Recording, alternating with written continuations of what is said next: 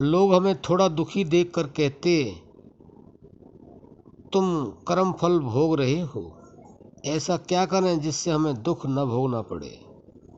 देखिए भक्तों, कर्म फल तो सबको भोगना ही पड़ता है, यह तो सच है। लेकिन आपको दुख ना हो, आपको दुख न भोगना पड़े, उसके लिए आपको कुछ चाहिए। अगर आप हम बता रहे हैं वह कर लेंगे तो आपको दुख नहीं भोगना पड़ेगा।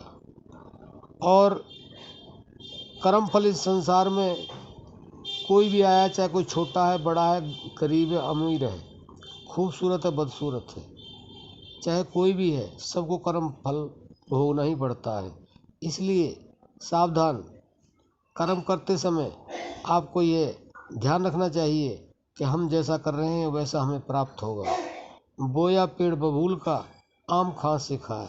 तो यह बिल्कुल सच है, इसमें बिल्कुल भी झूठ नहीं है। कर्म फल भोगना ही पड़ता है। लेकिन आप दुखी ना हो। अगर आप दुखों से छुटकारा पाना चाहते हो, दुख नहीं भोगना चाहते हो, तो आपको एक यह कार्य जरूर करना होगा। आपको कभी भी दुख हो नहीं सकता, आपको सुख ही सुख होगा, और सुख नहीं परम सुख होगा। लेकिन लोगों को हम बताते हैं, लोग बड़े ध्यान से सुनते हैं लेकिन करते नहीं हैं। यह सबसे बड़ी कमजोरी है।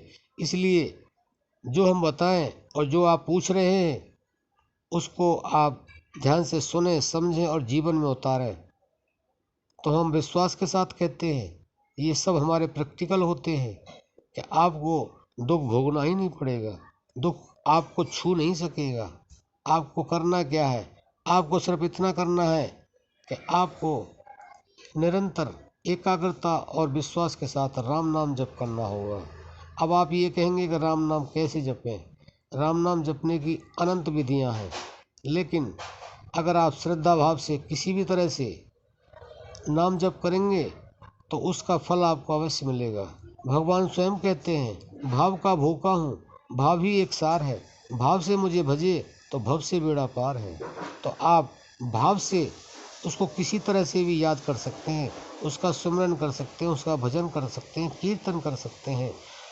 अब बात ये आती है कि बहुत से लोग कहते हैं कि हमने गुरु मंत्र नहीं ले रखा तो हम कैसे याद करें।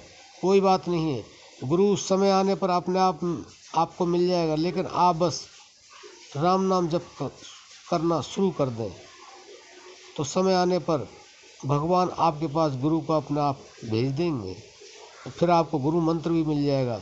जब तक आपको गुरु नहीं मिलता है तब तक आप केवल जिस तरह से नाम जानते हैं, जिस नाम पर आपका विश्वास है, वह अपने आप वाणी से या मन से या प्राणों के द्वारा जैसा भी आप जानते हैं, जिस पर आपका भरोसा है, विश्वास है, श्रद्धा है, उस तरह से आप नाम संकीर्तन करें या भजन करें या ध्यान करें।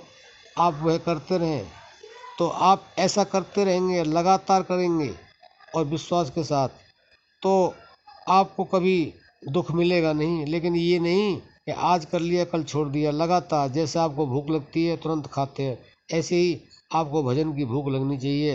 तो आशा करते हैं कि आप समझ गए होंगे, और इस तरह से फिर आपसे जब आपके जीवन में दुख होंगे नहीं तो आपसे कोई कुछ कहेगा भी नहीं, और आप सुखी रहेंगे, दुख कभी आएगा नहीं, और आपको लास्ट में परमात्मा की प्राप्ति भी हो सकती है।